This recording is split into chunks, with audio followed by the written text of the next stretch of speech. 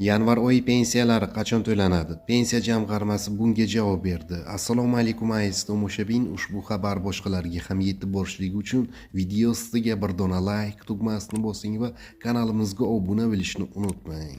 Diqqat qiling, pensiya jamg'armasi yanvar oyi pensiya to'lovlari bo'yicha fuqarolarni qiziqtirayotgan savollarga izoh berdi.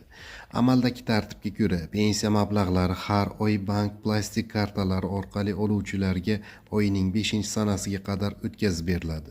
Pensiyani naqd shaklda oluvchi fuqarolarga esa to'lovlar har oyning 4-27-sanalar oralig'ida yetkazib beriladi. Ma'lumki, joriy yilning 31-dekabrdan 4-yanvargacha bo'lgan kunlar Yangi yil bayrami munosabati bilan dam olish kunlari etib belgilangan. Shu sababli yanvar oyi pensiyalarining to'lanish muddati bo'yicha savollar yuzaga kelgan.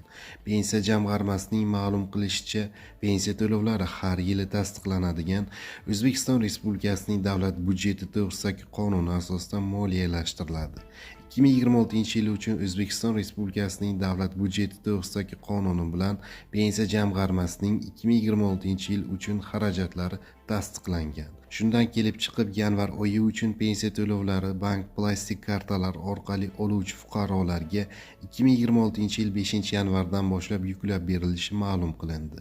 Shu kundan boshlab pensiya jamg'armasi tomonidan pensiya yetkazib beruvchi tashkilotlarga ham mablag'lar moliyalashtiriladi.